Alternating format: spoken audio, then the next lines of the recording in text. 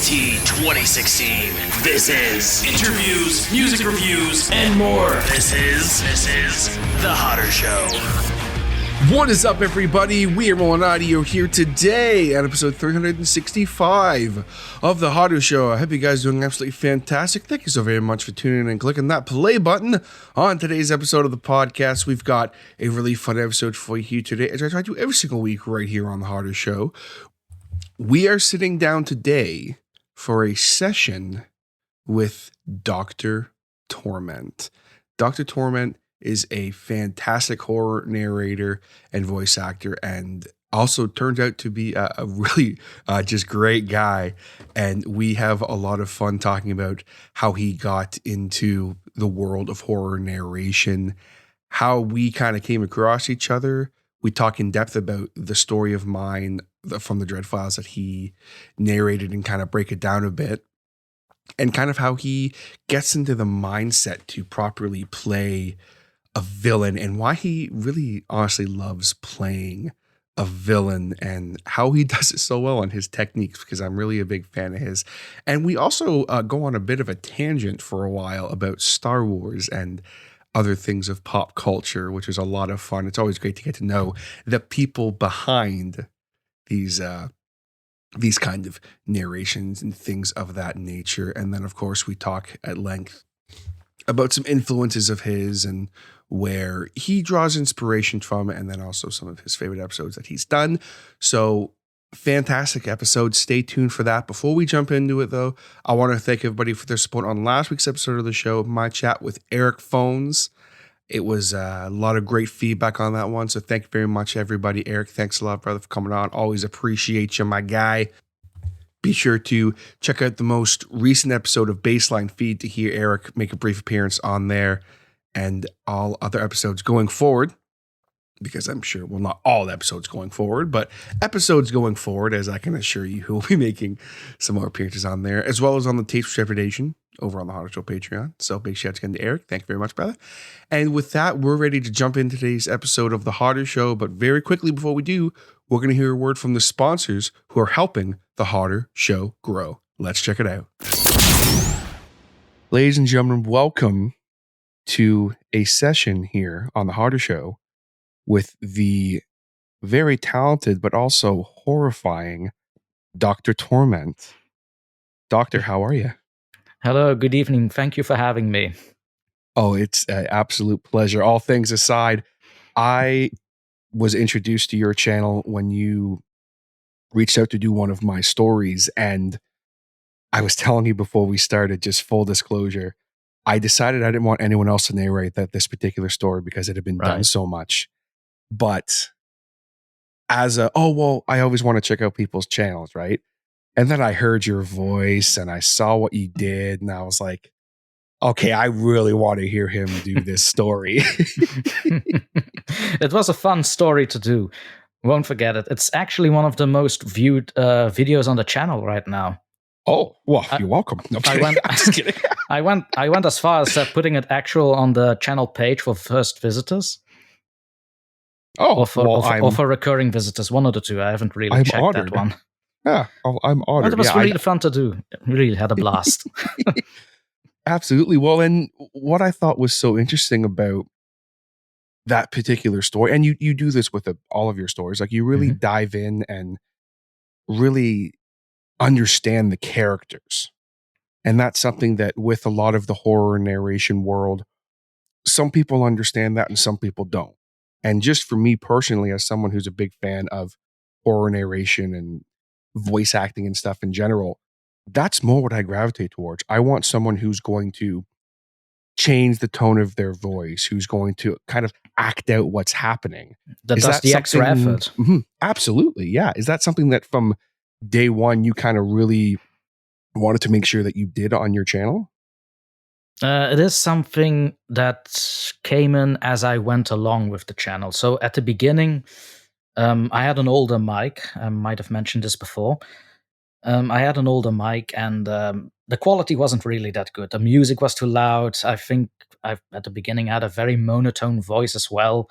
And gradually, as I went along, I really got into the role of playing the character as I was reading the stories.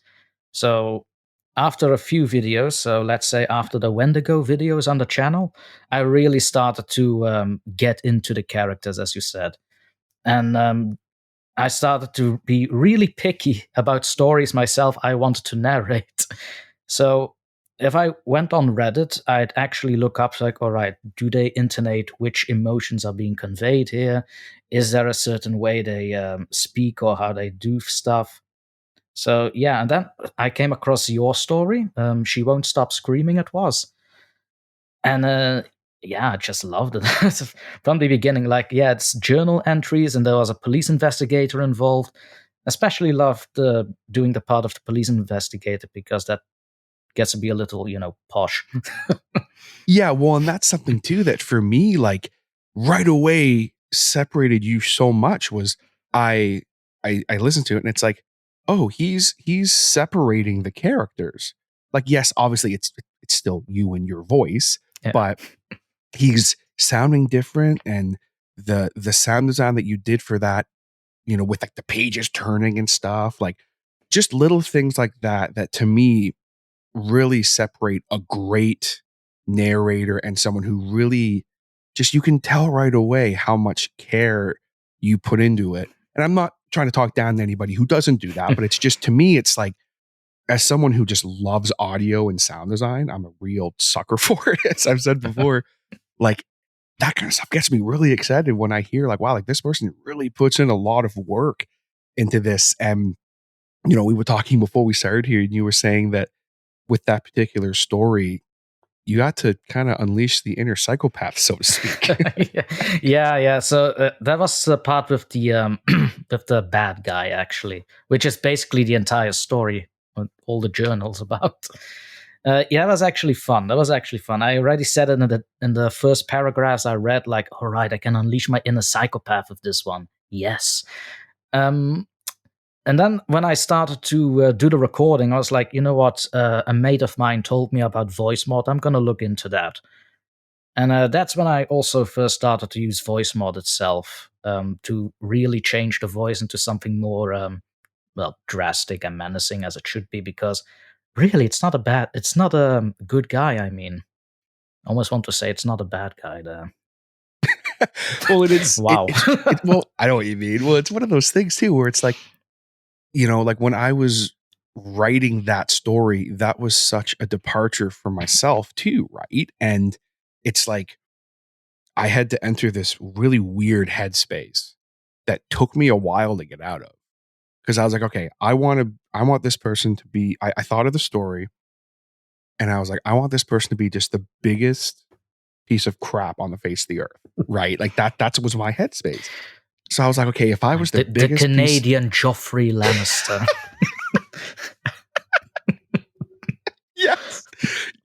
Okay, hey, hang on. Maybe we're not that far. Let's back it. No, I'm kidding. Excuse me. Ramsay? I love it. That's actually a really good analogy. I really like that. So to kind of hear that was what was going through your head as well. That's really, really interesting because it's such a, and then, like all good, I'm a big professional wrestling fan, and the bad guys, they act all tough and bad, but then when push comes to shove, they're just pussies. Become wimp. Exactly. So it's like at the end when things start happening, folks go listen to the video or watch the video on Dr. Torment's channel, which I'll have linked down below, by the way. He starts to just crumble and become just, like I said, a pussy. Like just starts to just, oh man. I actually thought it was like very realistic to include, by the way. Like, like you said, like most of these, let's call them psychopaths and megalomaniacs, they usually have this facade going around like, yes, I'm in control here. I got away with it. But then the consequences happen and they crumble down like paper mache, really. And that's, for me, what was so fun about your interpretation. Like I'm not going to sit here and say like, oh, yours is the only one I enjoyed. There's other ones that I really enjoyed, but one thing I really loved about your take on it was right near the end when you really started capturing that he's just slowly unraveling, like just Yeah. and I was like, man, like this is great. And obviously the police investigator being involved at the end and everything, I was like, this is just fantastic. I really enjoyed it. But I'm curious, when you find a story, like you've mentioned some things that you look for when you're trying to find a story, when you then sit down to read that story, do you like to read through before you narrate them, or how do you do that? And once you decide on a story that you want to narrate, how do you get yourself in the headspace to sit down and become these characters in these situations, or does it just come naturally to you? That really depends on the story. Sometimes it comes naturally, which I don't know if that's a good or a bad thing in a person. Like I said with yours, it was like the inner psychopath, and now I'm saying these words like, hold on a second. But well, you know what? Yeah. Just I didn't mean to hear you, but just on that note, he's now come up twice on my podcast recently. I mentioned him last week too. There's a author by the name of Mark Taus. He's fantastic. You should check him out. Yeah. And he when he was on my podcast, he spoke about, he's this like super nice like guy who's like just watched everybody, really nice guy. But he's like, I use this as an outlet to get all those dark thoughts out and all those dark feelings out and kind of purge them, so to speak. So that's kind of how I see it. It's like you're purging any anger you might have from the day or anything. You can kind of use this to almost purge that. Do you agree with that? Sometimes. I'd say sometimes, and sometimes it's just plain fun to be the bad guy. It is, isn't it? It actually is, yeah. But to go back to the previous question, so sometimes I have to read a couple of times just to really get a sense of the character. Like, should they be afraid? Are they really that afraid or not? Are they really as bad as they seem to be? Is there some leeway? You never know. And then sometimes, especially with the subreddit short stories, I can usually read it in one go and it's done. And I know what it is. And I can just start recording the same day, if I have permission, of course. Right. Which, as someone who has had situations where people have just read stuff without permission, it is appreciated. Not just for myself, but I can speak for the whole. I mean, yeah, you created a story. I mean, I'm not going to use your story if I don't have the permission for it. Simple.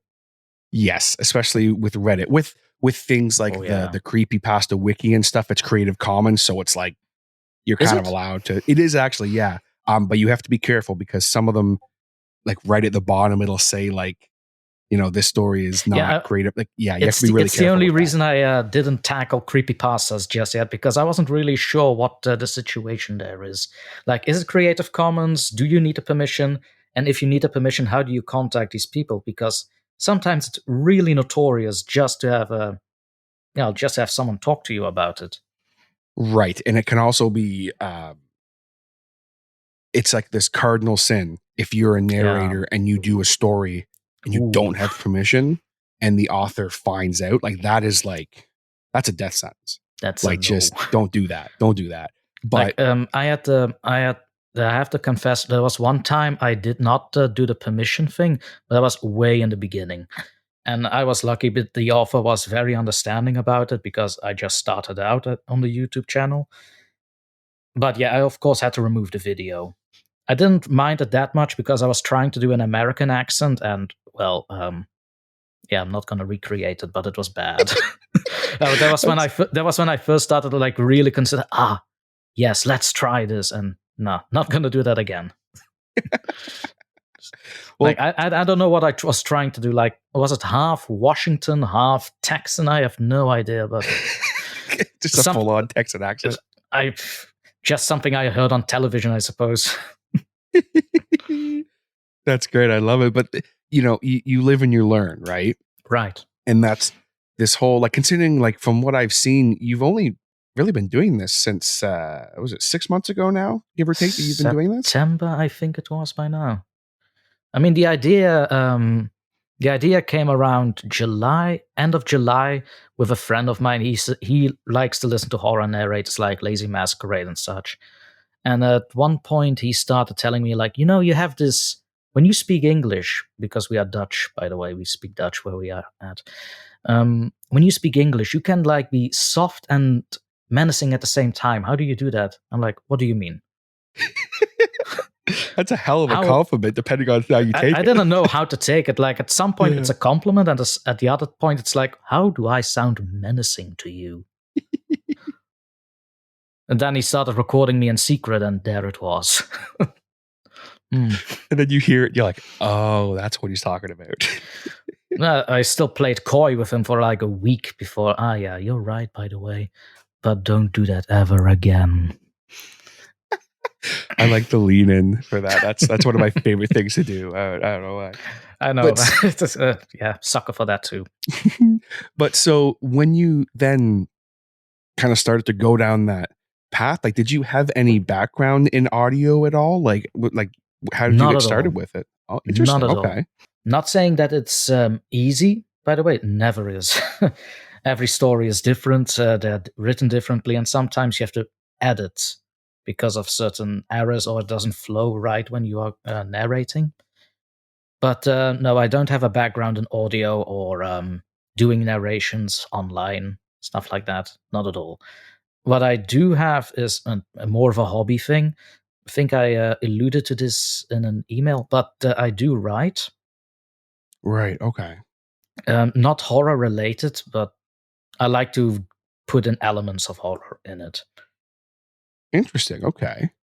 Interesting. Well, and one thing that I think is so just fascinating to me about what you just said is your audio, with how clean it is, how well produced it is. Like, I assumed you had a background in audio because of how clean everything is. Like, I will say I did some research on the go. Okay. But not beforehand, which is basically why my first videos suck. Well, I don't know if I still keep them on the channel as a little bit of a reminder for myself, like, this is not how you should do things. But that's super important to do. Voila. And ever since the Wendigo videos, it actually became better. I started to do more editing. New microphone, always important. And voice mod's been my best friend so far whenever doing narrations. You like to use that and just kind of change up the tonality of your voice and stuff, eh? Lately I've been using it more and more, just because to get into the tone of a creepy narration. Sometimes it's better when you have a deeper voice for it. I don't alter too much of it, just a few points. And sometimes I just keep it as it is right now. Well, I think the voice you have just normally does the trick, just fine. But that's but I definitely, it's like, how do you take that? Like, hey, your voice sounds great for creepy stuff. It's like, oh, thank you, I guess. Well, at the beginning, at the beginning, I was usually like, what the hell do you mean with that? Like, don't shoot me now. Like, do I look like I have a gun? If I wanted to do something, I'd cut you. I'd not. Of course, I won't cut them, but I don't. It's a bit of a dry joke what I do with people. Then I wouldn't shoot you. I'd cut you. I like that. That's great. But even like your delivery of how you say things is just like, I get it. Like, I get why your friend said that. Were you a fan of horror before you got into this at all? Oh, for a long time. For a long time.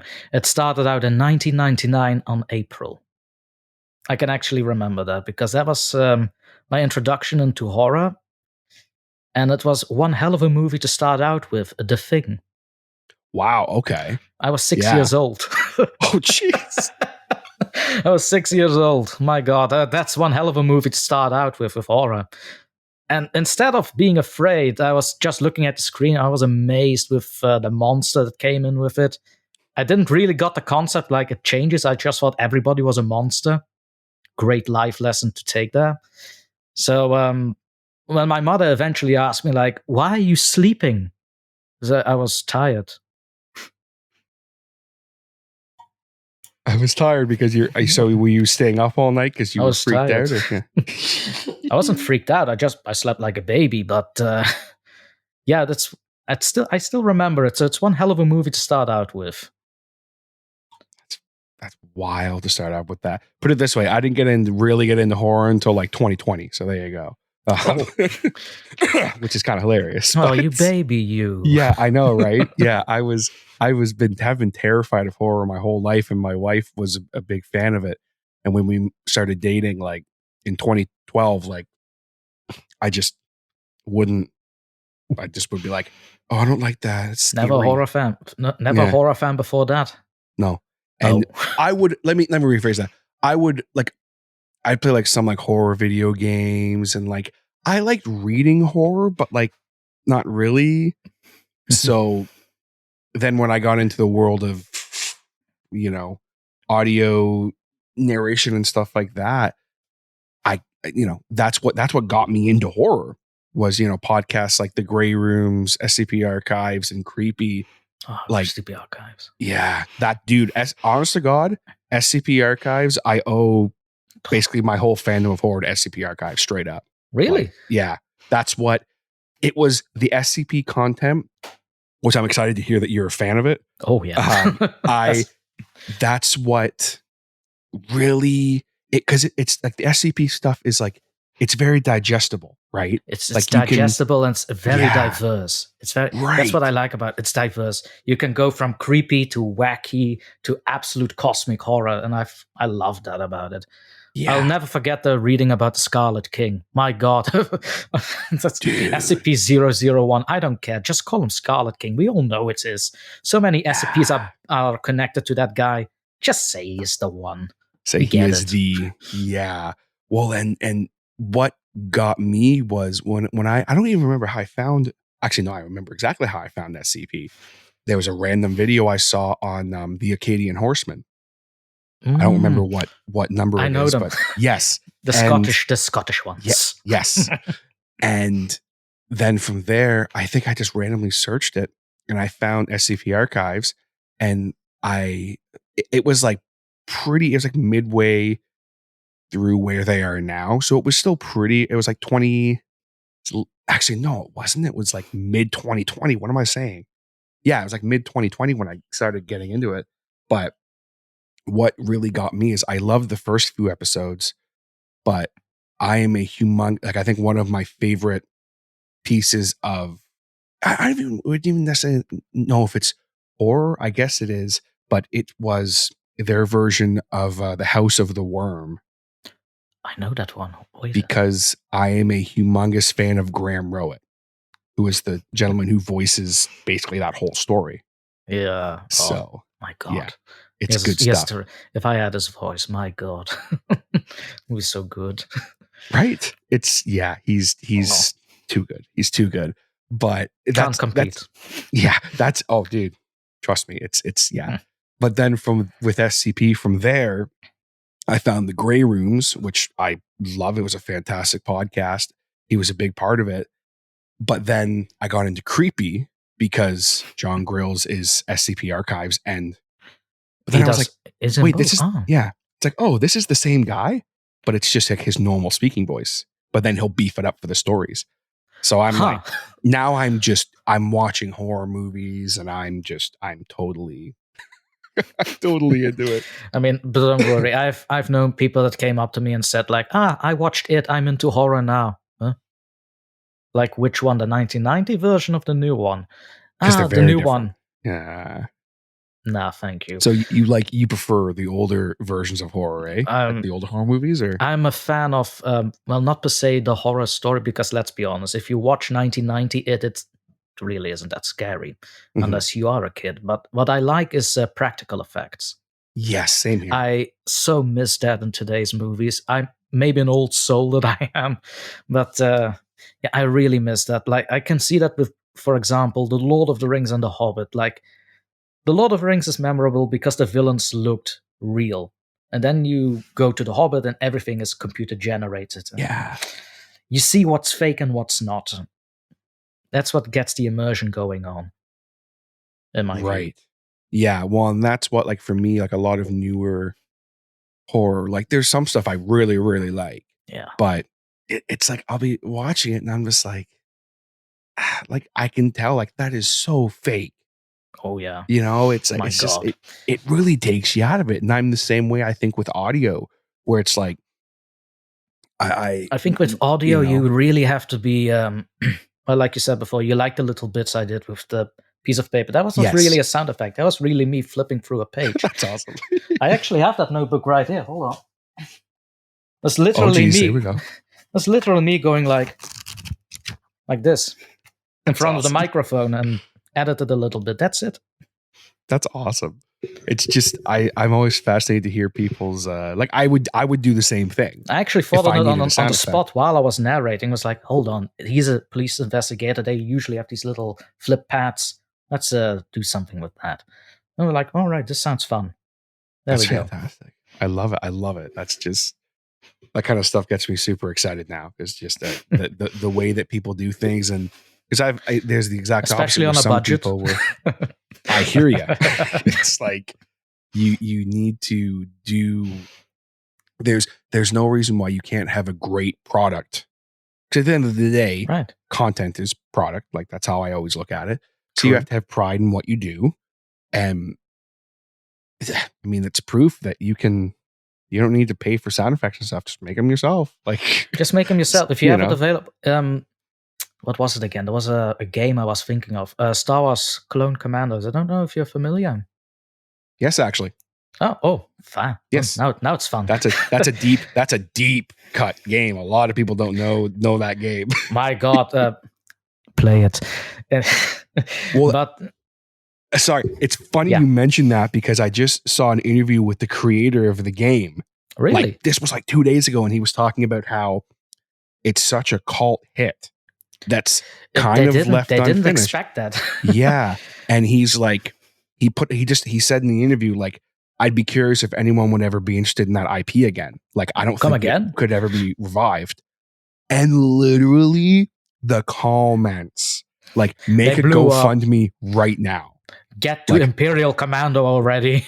Yeah. Like, dude, like, can you imagine that? Like, oh my God. That was the dream. I mean, the ending of it, I was like, all right, so where's all the 66? Right.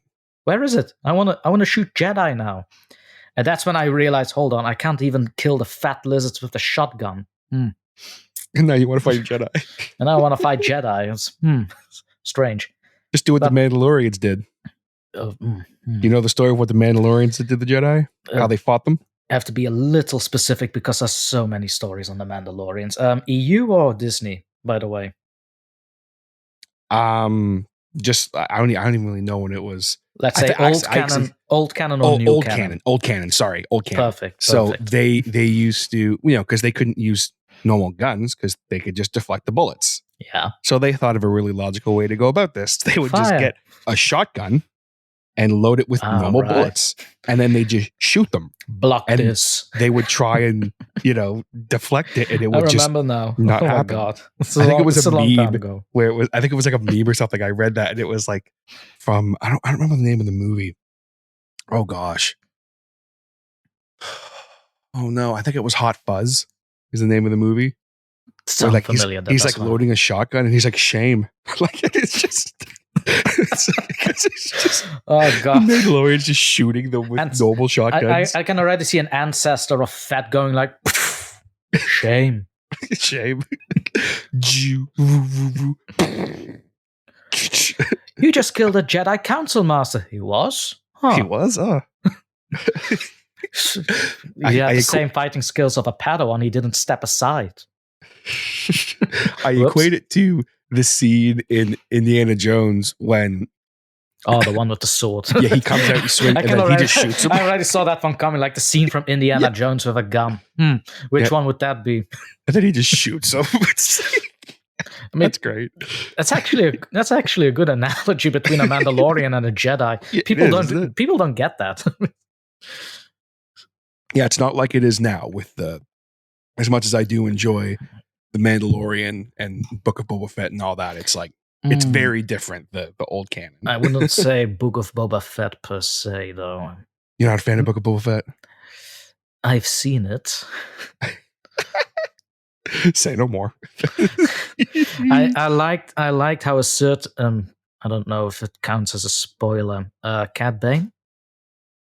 Yeah, You know what? It's been a while. People have watched it by now. People know what's up. It's spoiler alert, guys. So I liked the bit when Cad Bane came in. Not gonna lie. I mean, people complain about the animation and stuff. He looks different. I mean, have you looked at the Clone Trooper helmet versus the animated show? That looks different too. Yeah. I mean, it's simple things like that. I don't mind. The voice was there. He acted like I thought Cad Bane would act. It's fine.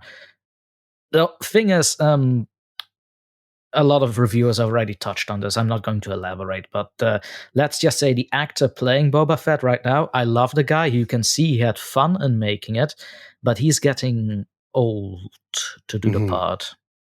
Not only that, but if you're going to compare the Book of Boba Fett with, say, Andor, in the current Star Wars productions, Andor or even The Mandalorian, I don't know. Book of Boba Fett really doesn't hit the spot for me. Yeah, there's there are like these teenager Power Rangers on Vespas without wheels. That I get it. I liked it up until that. I was kind of like, what? I mean, they had good ideas. You could see they had good ideas, but it didn't execute very well. I think that's my opinion on it. There were parts of it I did really like. There were certain aspects of it that I was like, okay, that's cool. Definitely. Okay, that's cool. But I'm also an old Star Wars nerd, so it's like, just seeing Boba Fett. It was like a lot of people crap on the fact that Boba Fett was raised or, taken in by the Tuskens. I actually found that was interesting. That was an interesting idea. The thing I wasn't really flowing into was the fact that Boba Fett was going from hired killer to hero. That's where the transition was kind of lost on me. Like, I get it. He was paid. It was his job, sure. But yet you don't become a crime lord / good guy. You're a crime lord. Yeah. You're a crime lord. Why do you need to be the good guy all of a sudden? More importantly, why don't you make the people pay you on the first visit? Because let's be honest, they were kind of walking over him. Yeah. For a crime lord. It was like, oh, he's just going to let them walk all over him? Like, he's Boba Fett. Like, what? Like when we saw Boba Fett show up in The Mandalorian, I was like, that was, my God. That's Boba Fett. Like, when he put on his armor, get out of here. I mean, I remember that scene specifically, even before he put on the armor, that was Boba Fett. Like, I was drinking whiskey with a mate. We were watching it together. I basically went like, that's fucking Boba Fett. That's fucking Obi-Wan Kenobi. And my mate, I just introduced him into Star Wars. I thought, let's use Mandalorian to introduce him into this new Disney verse. He was basically like, who the fuck is Boba Fett? And I was ready to fight him at that point. I'm not going to shoot you. I'm going to cut you. I'm not even going to cut you. I'm going to pummel your face in until there's nothing left. He was a little scared until I said he shouldn't be. But I introduced him to the character. Just kidding. He said, I'm just kidding, of course. I never doubted you. So you guys can't see the video, and this makes it so much better when you lead in and do that. It's just much more intimidating. I keep forgetting. They are not going to see the video. I'm so sorry, people. I'm really not as scary as I sound. I hope, maybe. Oh man, no. Well, then what's interesting too? So obviously you're a big Star Wars fan. I can safely assume. You can safely assume, yeah. So, where do you stand on the prequels? I have seen them. Okay. No, where I stand on the prequels, it really depends on the movies. Do I think The Force Awakens is an okay film? Yeah. As an introduction into for Disney to start off with Star Wars, I think it's actually an okay film. It's fine. Not saying it's a masterpiece, not saying it's bad, but you can tell, again, they had big ideas, especially if Abrams was allowed to continue on it. I'm sure that we would be blown away with, say, Snoke. Yeah. Which, that really got me invested, like Snoke. Where the hell did he come from? Why is Abrams busy talking about a box? I still don't know, but fine. We just have no... Did I have some qualms with Ray, I'd say yeah, but not in the traditional sense. More like in the sense of in every hero there needs to be ups and downs throughout the story. And with Ray, I only saw the thing go upward. There were no downs at all.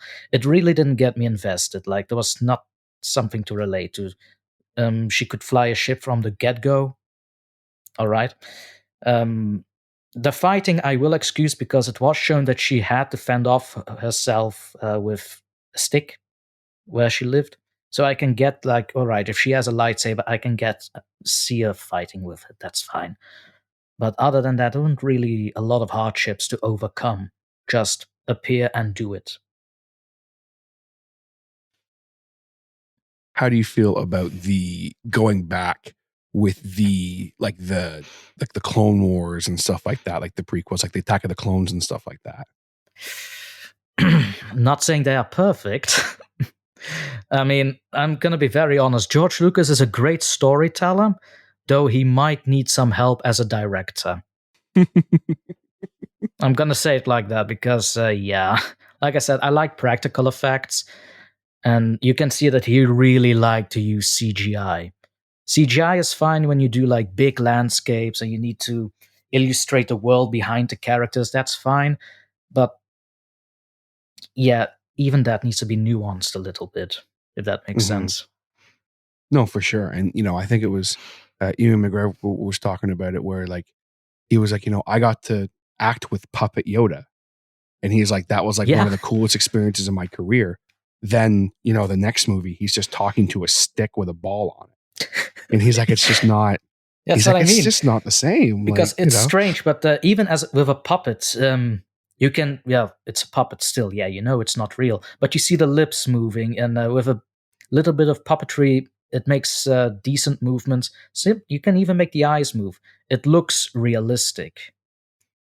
Not saying that Puppet Yoda, his eyes could move or something like that. You could clearly see there was a hand moving it. But, I get why George did it. At the same time, I'm also like, nah, we like puppets. Because we couldn't have had the Yoda and Count Dooku fight scene. Oh my God.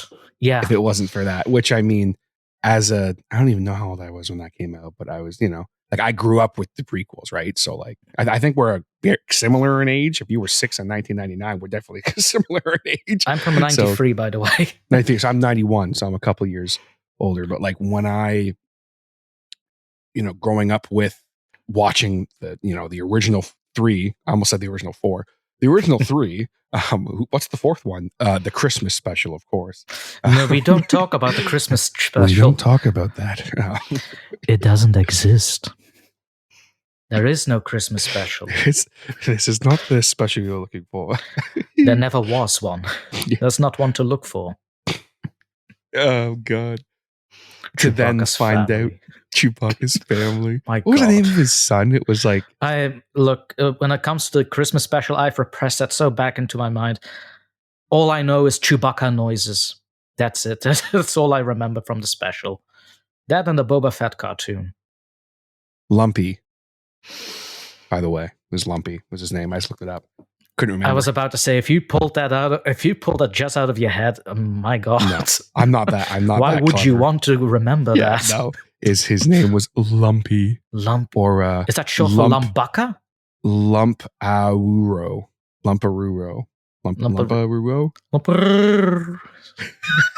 That's a really good Chewbacca sound. Thank you. I prefer the Chewbacca sound from. I prefer the Chewbacca sound from Big Mouth. The Chewbacca sound. That's Connie.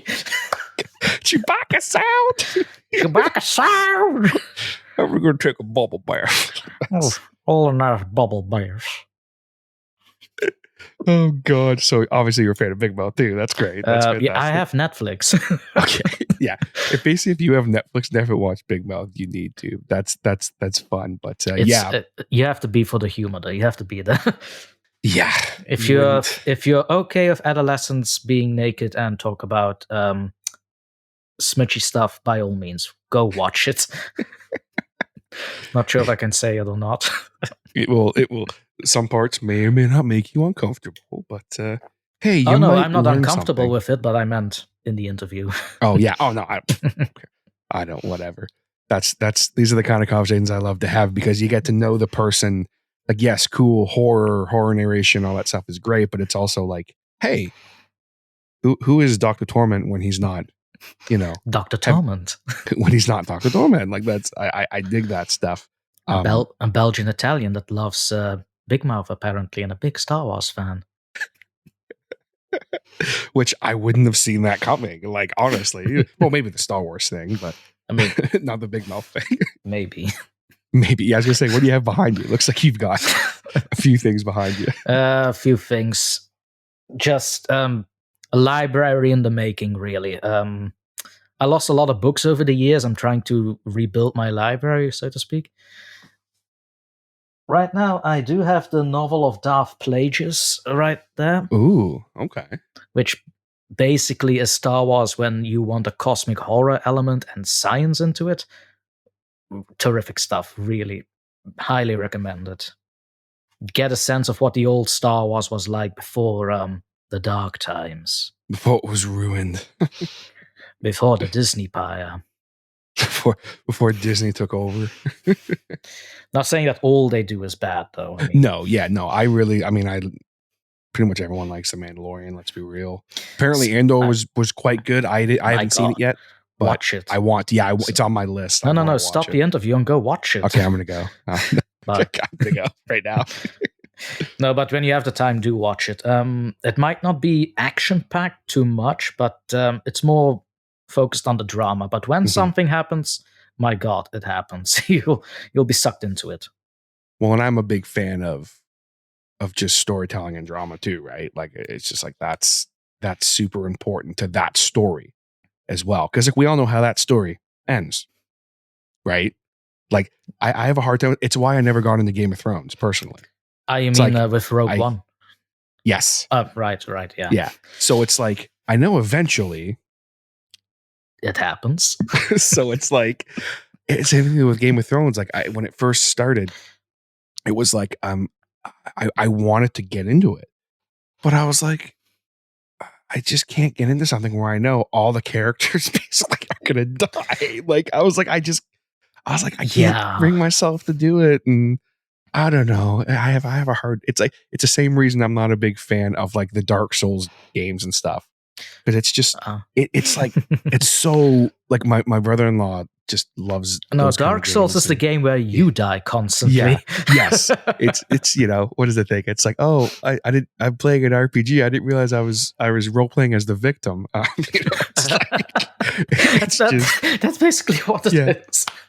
So that's why I can't bring myself to play them, because I'm just like, this is like, I don't find that entertaining and fun. Like I don't want to die all the time. I want to, I want to be a hero and so forth. I want to be the one that kills things. I don't want to be killed every 5 seconds. So but then again, that's why you have Skyrim. Thing. You get to kill everything there. That's basically how I play. So there you go. That's great. But yeah, it's the same principle for me.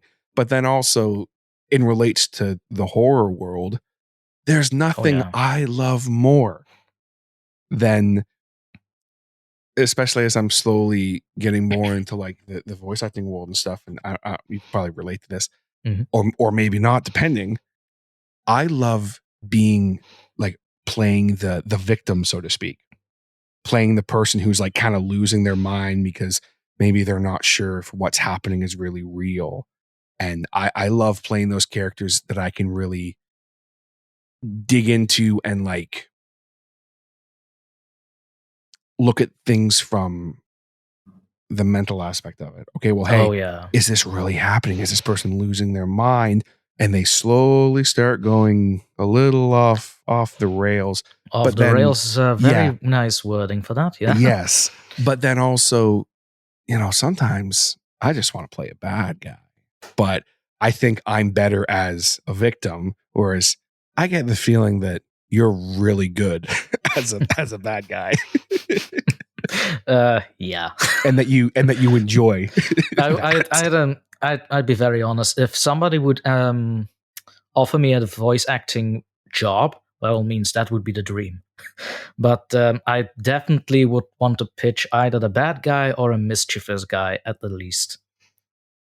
I mean, at the end of the day, I'll just pick. If I got an offer, by all means, I'll take whatever you throw at me. Then I'll be just over the top. But if I had a choice in it, definitely bad guy or mischievous. Well, and I think, as someone who, like, for my Patreon, I have a horror narration podcast that I do. Mm-hmm.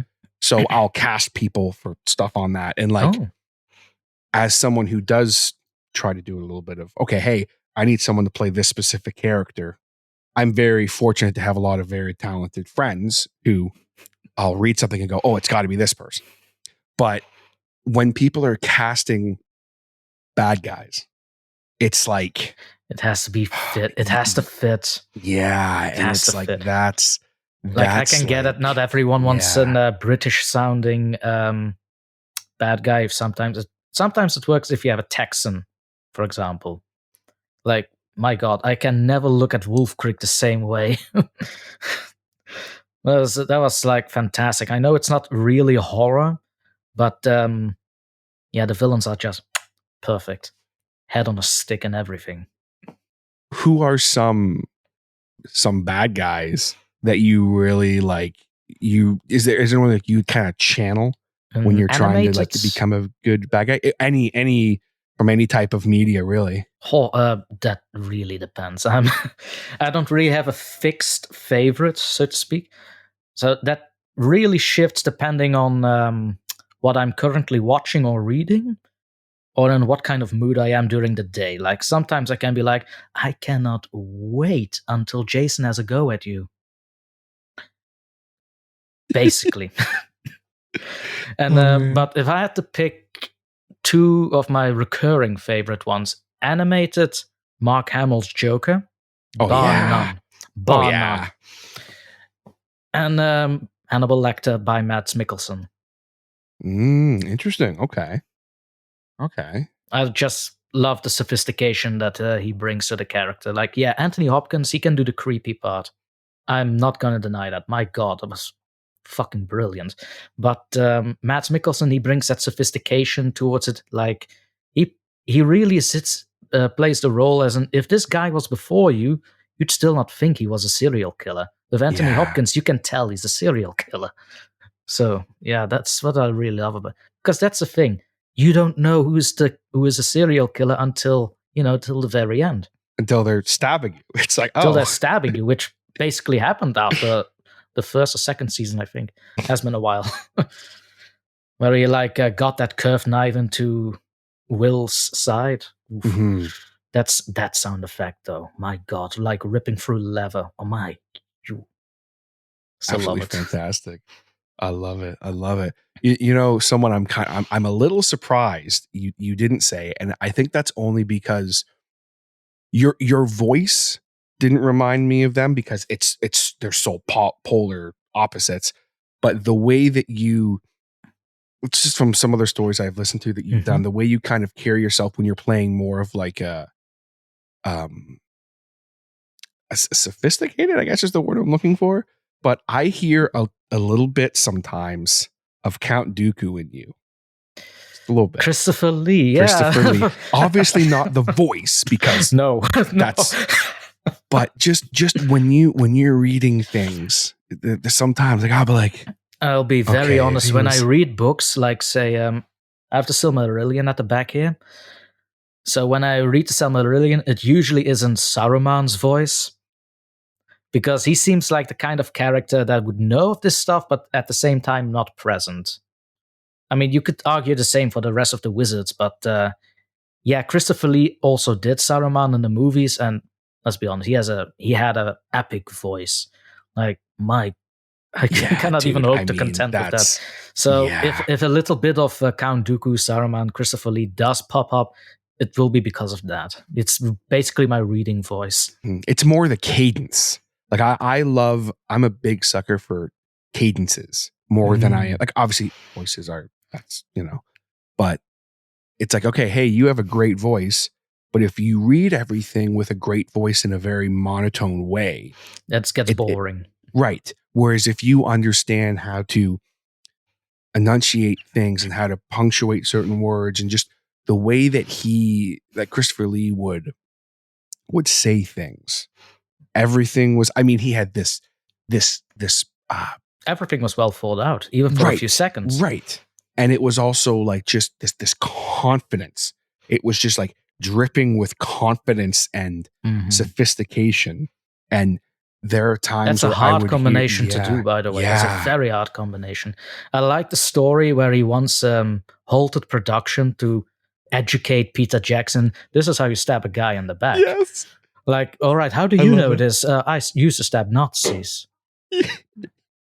Well, all right then. It's just like, oh, well, that's not how you would sound. And it's like, well, that's not attractive for movies. Okay, well, that's fine, but it's not accurate. And if I'm going to do it, it's going to be accurate.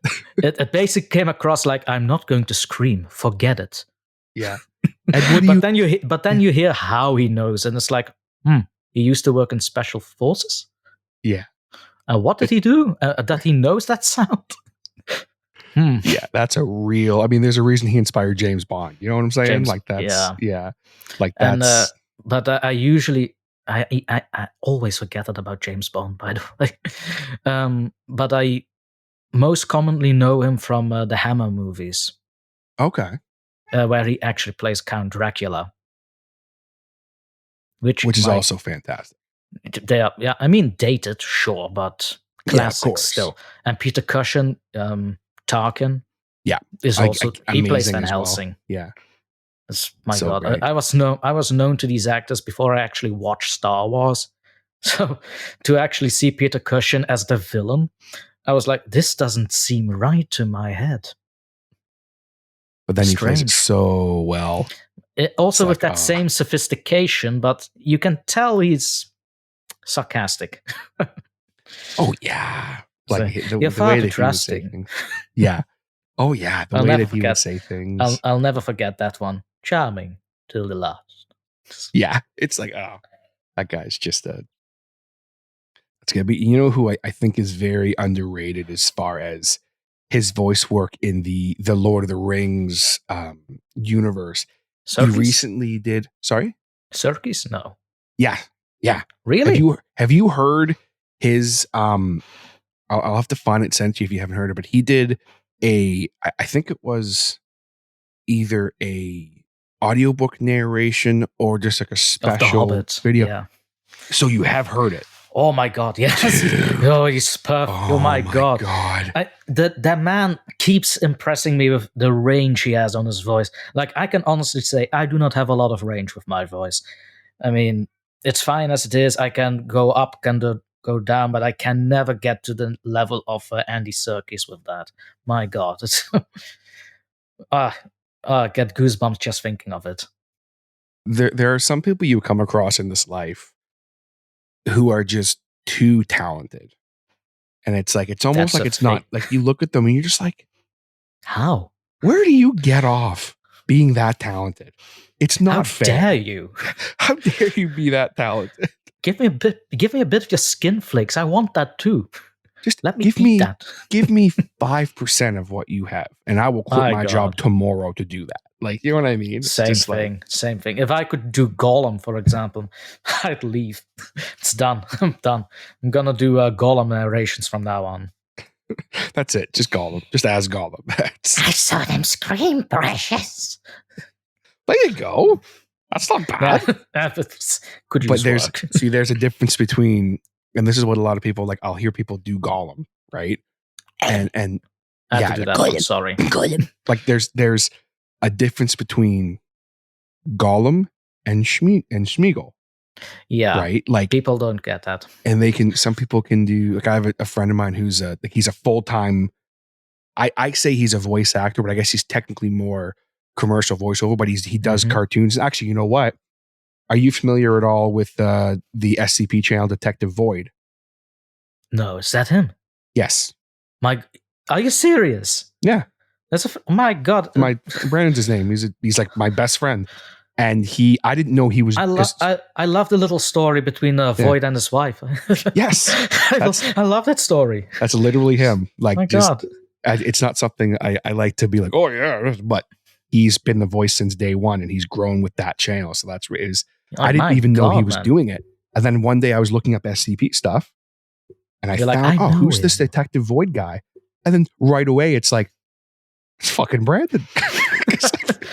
So I call him and I'm like, are you the voice of Detective Void? He's like, yeah. I was like, you didn't know? He's like, yeah, haven't I told you? I was like, no. He was like, oh, okay. Wasn't it obvious? Yeah. So me and him have this conversation all the time where it's like he really loves, like he's a character actor. Like that's what he needs to be doing full time, like cartoons and stuff like that. That's really he does it amazingly though. My God. He's you know how I say you meet people who are just too talented. Yeah. Yeah. And I say to him, I literally actually was just Sunday.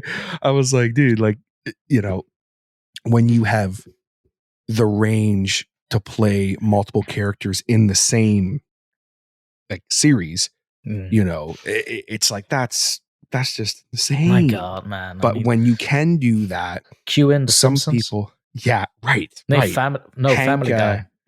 And Family Guy, yeah. I mean, all that. You look at Family Guy on its own, it's like just what Seth MacFarlane does. It's insane. But there are so many just great voice actors on that who, like, they're not super well known, but they just do such an amazing job. Like, I was actually surprised that Troy Baker, for example, is not that well known, but at the same time, he is. Like, there was a period, like, everybody knew his name, and if you say the name now, it's like, nah, never heard of him. Why? Have you even played Death Stranding? I mean... Yes. Because he also did, he was Joel in Last of Us, was he not? Also, yeah. Yeah. Mind blown. And also I didn't know he was Joel until the second game.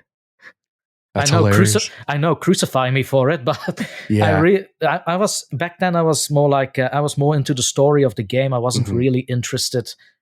I know, crucify me again, but I wasn't really interested who did the voices back then. Most people aren't. Yeah, most people. I was just into the game. It was a fun story. My God, mushroom zombies. Who'd think of it? Who'd think of it? And then by the second game. By then, I was also known with Troy Baker because I also played Arkham Origins back then, where he played young Joker. Fine. Also, Mortal Kombat Joker. That's a thing. Apparently, he does that one too. So I was known with Troy Baker back then. Then Last of Us 2 happened, and The Thing happened with Joel. And as the credits start rolling down at the end, I was like, Troy?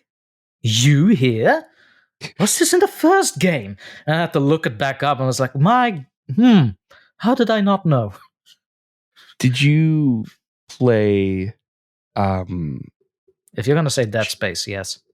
I was gonna say, did you play Lord of the Rings, Shadow of Mordor, and Shadow of War? Absolutely. Again, I have the Silmarillion back here. Yeah. If I don't play those games, it would be a sin. So so then you obviously know who does the voice of Talion? I can't remember. Yeah. So when I didn't realize that was Troy Baker until like I was looking up his credits. That's what I mean with range. I actually thought they hired a British dude for it. Yeah. And then suddenly you see Troy Baker like, how? How are you in this? You're American. How do you do this? It's again, God. Too talented. Too talented. Way too talented. He does a lot of other voices too from my childhood in which I think, how? Why? No. And all I've seen now is baby jokers. Yeah, there's a I mentioned Graham Rowett, who is again someone who he's obviously I'm a massive Graham Rowett mark. But there is a gentleman who I found on the Grey Rooms, and I'm just coming to look up his name here because as far as voice actors who are way too talented, this man's range, and I literally am scrolling through the episodes to find his name because I can't remember his name. It's really bugging me because I need to give him a little shout out because his range. I believe he's British. I believe, but it sounds familiar though. But I'm very bad with names. Yeah, you wouldn't know because he literally can do any accent. And God damn, I want that. Yeah, right. I just And, obviously too, being Canadian, when you look at, basically in a lot of ways, the godfather of creepypasta narration and horror podcasts. Oh God. Mr. No Sleep himself. Yeah. Wait. Oh my God. Why am I drawing a blank on his name right now? Oh no. You know who I'm talking about, though. I am familiar with No Sleep. Yeah. I'm familiar, but don't ask me for David the name Cummings. because- David Cummings. There we go. That's who it was. Alistair Mackey is the name of the gentleman. Unfortunate last name, by the way, that one. But yeah. David Cummings. Yeah. I think one of the best compliments that I ever, actually the harshest criticism I ever received in my voicing career, quote unquote, and the best compliment I ever received was from the same person, which is fantastic. But he said to me one time on a episode I did in Halloween, I did like a family friendly horror stories, like, the campfire horror stories and stuff. Oh, like that. Yeah. And he said to me afterwards, he goes, dude, you had like David Cummings vibes on that. Not that you sounded like him, but like the way you delivered things. And he's like, it really gave me that vibe. And I was like, Right. what do you say to that? Like, I was like, oh, thank you. Thanks. Like, as a Canadian who loves horror narration. Like you mentioned with me and Christopher Lee. Yeah. What do you say to something like that? Like, just, Yeah, honestly, I was a little stunned too when you said it. I was like, okay. What do you, yeah. I mean, that's just, for me, it's like, I'm becoming obsessed with picking out people's voices. Like, I will be watching some random show and I'll be like, is that, do I know this one or not? And then I'll sit there and I'll start Googling, and my wife will be like, what are you doing? And I'm like, I think I heard this person on something once. And I'm always right. I'm always like, oh yeah, they played this person. And it's like, that's something you have to say to your wife, by the way. I'm always right. I'm always right? No. No. don't try that. Don't even try that. We've been together for over 10 years. So it's like, I know not to, well not done. to You say survived. That. Yeah, I know. Right. She's put up with me for, I mean, full disclosure, we did just get married last year in October, but like, she's put up with me for this long. So we're good. But just go back for a second. Big shouts to Alistair Mackey, who is the name of the gentleman. He is way too talented. He played a character in the Grey Rooms called Todd, who is this lovable. If you've never checked out the Grey Rooms, unfortunately, it's not around. It's not going to be around anymore. Oh. But it's got 4 seasons. They're all incredible, amazing voice work and everything, and just But Alistair Mackey is just too. When Graham Rowett says this person is too talented, he meant it. You can take that to the bank. Hell of a bank. Yeah, I know, right? That's fantastic. But just a couple of last questions here for you as we get ready to wind down here. And thank you for the time, man. It's been great getting to chat with you and getting to know you and stuff and learning the background and everything. Do you have kind of some favorite voice actors that you, not like really that you emulate, but like now that you're really into the horror narration genre, like is there anyone within the genre that you really look, not so much like to copy, but just like for inspiration, maybe if you're kind of having a weird day where you're like, I don't know how to voice this character, like is there anyone you kind of look to for inspiration? Or I think I touched on this before. Mark Hamill, always. Like, not only as the Joker, he has other roles, of course, but he's most memorable as the Joker. And there are certain things, even in his 1990s version, that are just too creepy for kids. Like, I don't know if you've seen The Mask of Phantasm. It's like sounds familiar. It's like the animated movie of back then for that particular series. But there is a certain scene that happens in there where the Joker actually visits.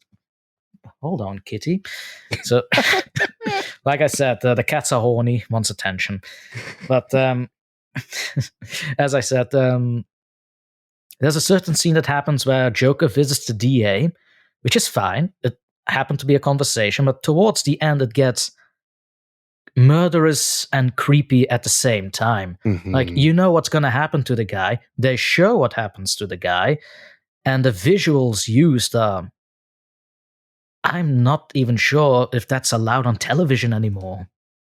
Probably not. That would probably freak out kids more than Pennywise could. It's amazing. And the thing is, he brought so much range to the characters. We could actually thank Mark Hamill that Joker actually has this range of emotions other than ha ha. Yeah. Basically, I mean, of course, there's a whole plethora of voice actors that I like. Troy Baker being my second choice. But I'm not gonna lie, if sometimes there are days where I don't practice a little bit of 90s joke every once in a while. Like, I don't know if you've heard some of the other videos, but when I sort of giggle... Oh, yeah, I caught that. Yeah. It's actually my inner Joker also channeling out. Mark Hamill's Joker, of course. Yes. I basically go like... I basically go like that in the mirror sometimes just to feel better when I'm having a fucky day. If it's just a fucky day, I like that. If it's a fucky day, just laugh like the Joker and you just feel better. You just strangely, yeah. But then again, like at the beginning, I don't know if that makes me a better person or not. Yeah. Let's save the dissecting for another time. Yeah, that's another time. We'll have another session with Dr. Torment at some point and break this down. And then last question I have for you here today. I'm very curious. So much time after Star Wars. Yes, you've done quite a bit of content now.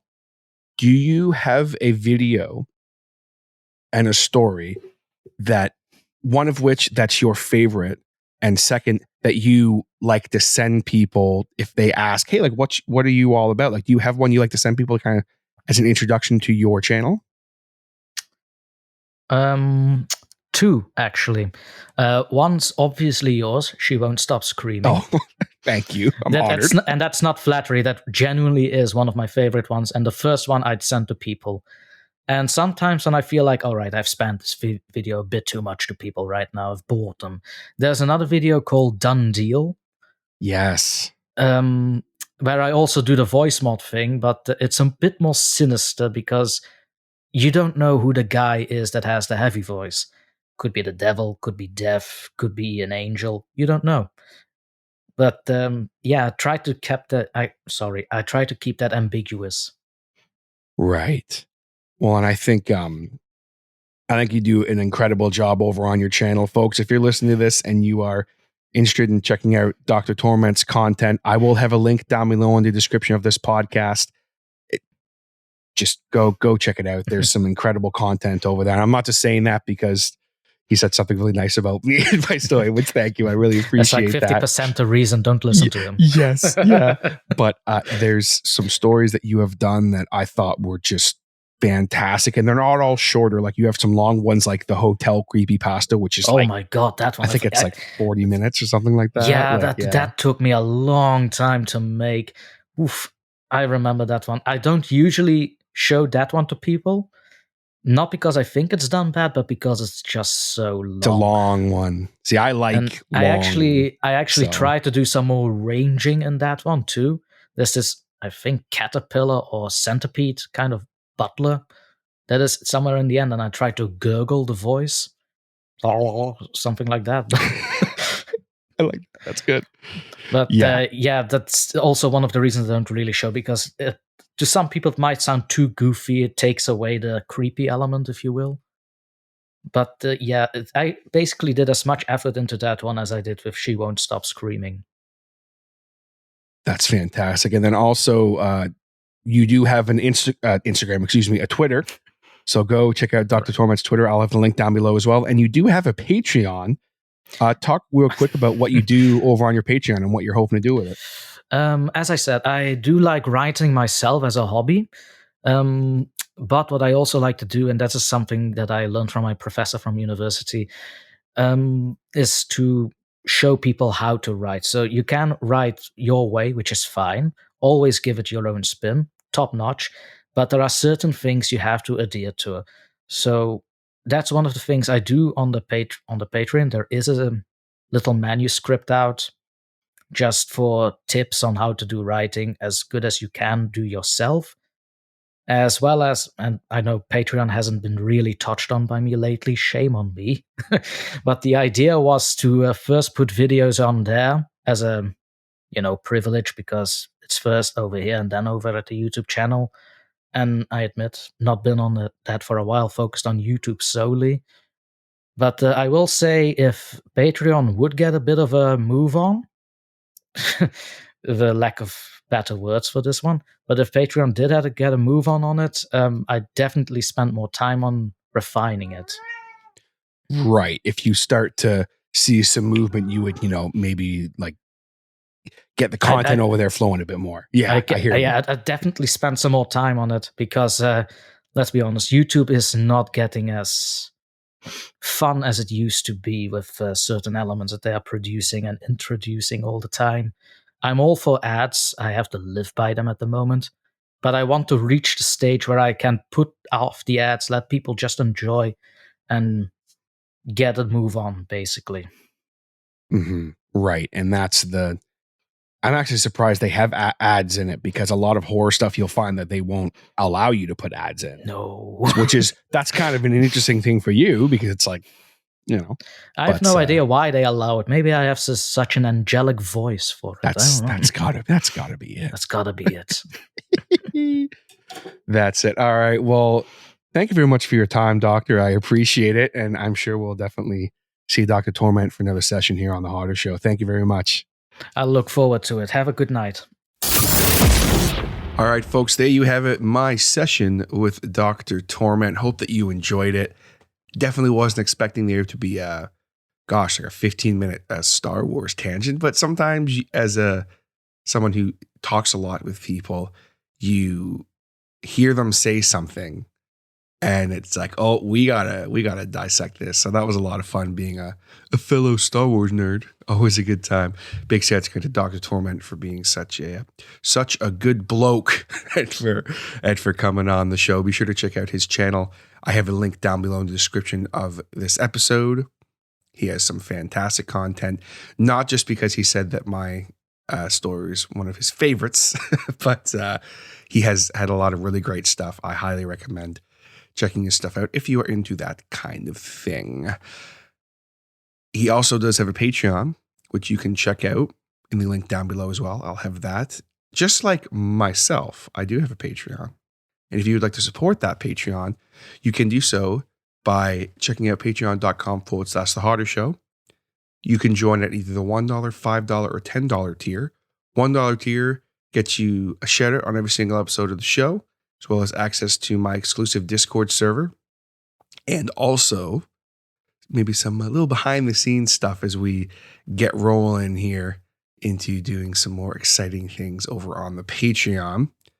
$5 will get you access to the Taped Trepidation Horror Narration podcast, which has at least one new episode every single month. But I can pretty much assure you going forward, I'm going to be doing more than one because I enjoy doing it way too much. And it also gets you a shout out and exclusive access to the Discord and everything. And then the $10 tier gets you all of that. Also a discount on merch once that store becomes available, which once I hit my goal of $100 USD, I will be dropping some merch. So stay tuned for that.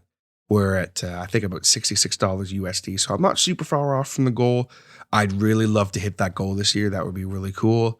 I have some cool new designs for the Hodder Show for some t-shirts that I know you guys are going to absolutely love. So hopefully we can hit that goal. Obviously, you do not need to support the Patreon. That is obviously totally up to you guys. I just appreciate you listening. Thank you so much. It means the world to me. Be sure to follow the Hodder Show on all social medias. We have Instagram and Facebook, as well as TikTok, and as well as the Discord server that I mentioned. If you want a link to that, hit me up and I'll send it to you. Everything else at The Hodder Show. You can also contact me anytime at The Hodder Show at thehoddershow@gmail.com. That was a lot of Hodder Shows in a row. Holy cow. And if you are listening to this and you are able to leave a rating, I very much appreciate it. 5-star ratings help the show grow, but if you don't feel I have earned a 5-star rating, let me know why. I would love to hear your feedback if you don't think I have earned that 5-star rating. Unless you're one of those people that just feels that nothing is 5 stars and you give 4 stars, that's cool too. I mean, I understand. I'm not that kind of person, but whatever. Whatever floats your boat, my guy. You can love something and give 4 stars if that is how you choose to Live your life. No judgments. If you think I'm 1 star, that's absolutely cool too. Nothing but love to you. And of course, before we go, it is time to give a shout out to my Patreon supporters, my hotheads. We have the OG, Scott Duquette. We have Ronan Kumori, Wolf, Delta Pi, both of which are members of the Baseline Feed podcast. Go check it out. We have the aforementioned Eric Phones from last week's episode. Thank you very much, Eric. I appreciate you, buddy. We have the very talented Mr. Arthur Unk. We have Mike Quintero of Shudder Radio, a fantastic horror narration podcast. Go check it out. We have CM Peters of Baseline Feed, also a fantastic author. Thanks for all the support, CM. We have Mr. Jason Reese from J. Digital Arts, the man who does all my graphics. I mean, what can I say to Jason? I haven't already said. Love you, buddy. Thanks for everything. We, of course, have Terry and Janet Hodder, who are the people directly responsible for the show, because if not for them, I wouldn't be alive. So big shout outs to my parents. Love you guys. We, of course, have Mr. Brandon Bowden of Bowden Voice, former producer of the show, taught me basically everything I know. Thank you, Brandon. Also the voice of Detective Void, which we mentioned in this. That was very cool. And last but not least, we have the man, the myth, the legend, Neil Skarupa. Neil, thanks for everything, but I appreciate you. And with that, we're going to sign off here today. Thank you guys so very much for tuning in, and I'll catch you next time on The Hodder Show. Take it easy, guys.